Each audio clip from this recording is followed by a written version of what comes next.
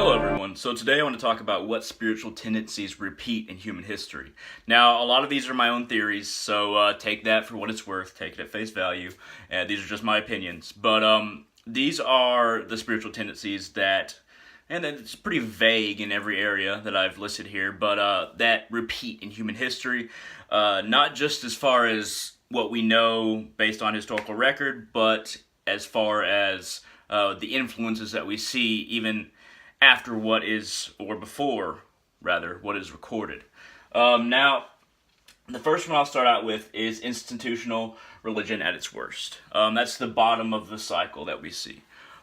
This is institutional religion around the time of the 1500s, 200 years before, perhaps, 200 years after, definitely for the Western world, and a lot of this will be very relevant to the Western world. But institutional religion at its worst. What do I mean by that? I mean the desire to control. The desire to declare that one's God is the only God, that there is no other form of God, that one's beliefs are the only way to go and everyone else is incorrect.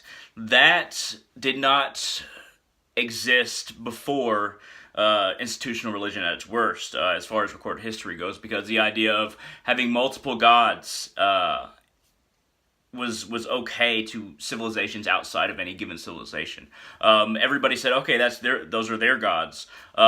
These are our gods, and they didn't really. A lot of people, as far as recorded history goes, didn't say, oh, well, their gods don't exist, but ours do.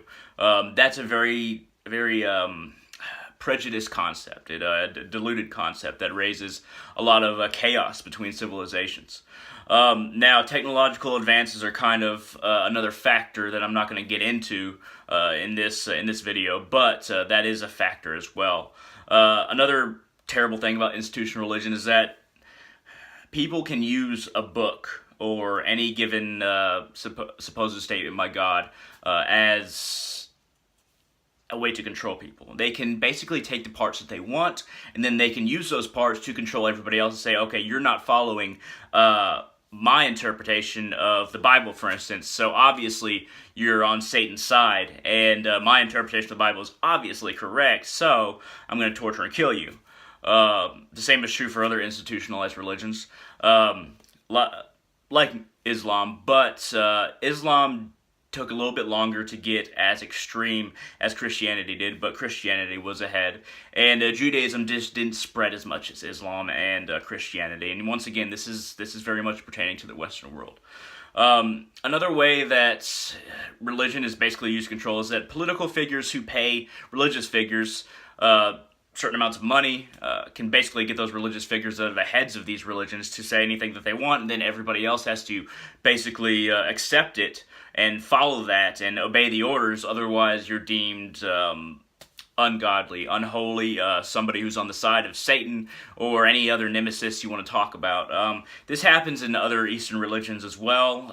In the past and even sometimes nowadays, Eastern religions aren't immune to this problem, but the idea of institutional religions taking control and keeping it in a way that is very motivated by greed and not necessarily by holiness or truth is very reoccurrent, and we see that once again around the 1500s, couple centuries or before and a couple centuries after, in my opinion. But I'm going to go ahead and move to the other phase of this cycle, and that's the tribal, spiritual, and religious beliefs coming to terms. Now, what do I mean by coming to terms?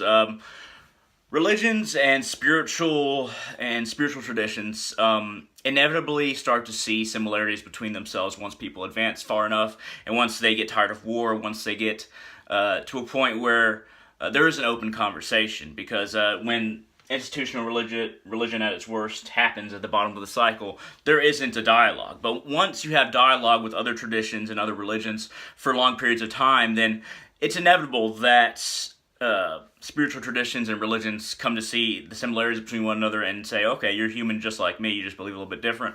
And then the collaboration just grows. It becomes more and more close-knit in communities that are diverse, and the diversity is very much important. And we're starting to see love for the old gods coming back. We're starting to see the understanding of magic as not being just something that's evil coming back and people practicing it. Many people are going back to Wicca, which is every witch that I've met has been a nice person, and no witch that I've met has been hardcore into doing harmful spells. But even that is not as bad as what a lot of very religious people do that don't practice magic. But we're starting to see an understanding of tribal spirituality again. We're starting to see how, okay, perhaps the 9 worlds of along Yggdrasil, for instance, and well, I'll choose to reconstruct this religion. Just the old gods is how I refer to it when I'm talking about Odin and the Aesir and the Vanir and the Jotun. But the 9 worlds as being different dimensions. According to dimensional theory, which I combine with my belief in the gods, and the dimensional theory is very scientific, obviously, dimensional theory. But and it's tied into string theory as well. I'm just throwing words out there. I'm not going to describe them because I don't want to make this video incredibly long. But the 9 worlds along Yggdrasil really seem to me like 9 different dimensions, and we're just starting to understand the potential that dimensions really have to exist, especially now that we've found this really cold spot in the Milky Way that doesn't make any sense. We might be bumping up against another dimension or universe. But anyway, before I get into that, I would like to say that there is a lot of potential spiritually that our tribal ancestors had that we're just starting to understand again. We're starting to realize that our ancestors weren't just ignorant, that they had ties to things that we try to describe with science, and they described in other terms that are very real. And different religions are starting to see commonality. Hinduism is getting more popular, which there's no doctrine in Hinduism they just follow. It's one of the reasons why I'm Hindu. And there's no set of practices that you have to do, so it's a very universal religion. Hinduism is starting to be seen for what it truly is, and not just worship of some kind of evil, demonic gods, as some Christians say. But I've described enough about this phase. And then the final phase on top is something that we don't have a lot of information on, but we're starting to see we're moving towards, is that universality that is innate in all of us. We want to be together as a human society, and those of us who want to force our beliefs on other people are the most fearful. And as these people are called out for their fear and shown to be unstable not only in their belief but mentally, and shown to be incorrect just based off of historical evidence and scientific evidence, we're starting to see where we can meet, and that meeting between traditions and between religions is inevitable, to where eventually it'll just become different words in different terms and different names for, I guess you could say, God or the gods in a dictionary. I mean, but we'll all be okay with other words in the dictionary, to use an analogy. But we'll start to all come together and say, okay, you believe that, that's completely fine. I see why you believe that, and I'm open to you believing that. There's no inherent conflict between us. We just call different universes different names. We just call different deities different names. We just have different ideas about spirits because of the terminology we use. But really, we all believe the same thing. That is in the essence of universality. In my opinion, this isn't going to be everybody's opinion by any means, so take that for what it's worth. But that's where we're headed, to where we will all be able to accept each other and recognize that just because somebody believes something different, that doesn't make them incorrect. It just makes them different. That's fine, and that's where we're heading. And then that's where we're very close to, actually. A couple hundred more years, if we continue to progress like this, it's going to be wonderful. We're going to be able to accept each other much more once we get past all of this terrible warlike and philosophical. War in general is, most of the time has been philosophical or religious in the past few hundred years, and that's us working out the supposed conflicts that don't really exist. There's a delusion of conflict that people have embraced in the last few hundred years and before, obviously, but especially we can see evidence of it in the last few hundred years. There is conflict embraced that doesn't exist. It isn't intrinsically a part of any one person's beliefs or who we are and how we think as human beings. These are the last dying breaths of conflict, I believe, that will be basically decaying. All of conflict will be decaying in a couple hundred more years, I believe, if we continue to progress like this. Now, the final stage I'd like to go to is when universality kind of descends, and right before institutional religion at its worst. I'll go ahead and give you a better picture of that. But more divisions will be embraced in the cycles, and then I have to say that as far as this part of the cycle, this is more theory than something that I can prove. This is based on the idea of cycles in both oscillatory reconstruction, but the cycles of the old gods in Hinduism, which old gods in Hinduism are very, very close, I guess you could say, if not the same.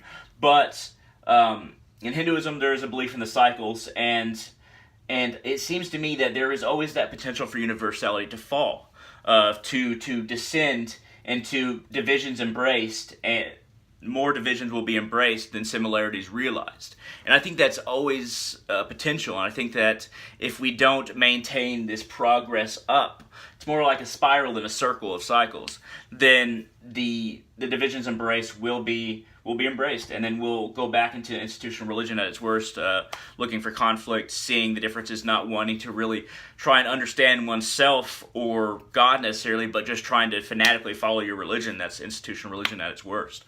But there's always that danger potential and a very large possibility that universality could start to wane for one reason or another and then lead into that before the cycle continues. But I like to think of these cycles as more of a spiral upward than a cycle that is destined to just repeat for eternity. Of course, a lot of this has to do with, some of these theories have to do with reincarnation, my ideas on that, but them in and of themselves aren't reincarnation, but I think that that reincarnation answers a lot of this question mark right here. Why do these cycles happen? What is the purpose of these cycles? And I think that these cycles happen because you can say the source, God, the universe, that from which we came is trying to help us realize who we are intrinsically, who we are in our soul, who we are as pieces of a grander whole and not these separated individuals and ideas. And I think that these cycles happen to allow enlightenment and liberation, moksha, for souls for as long as it takes until every soul has become enlightened or achieved moksha, liberation, in other words.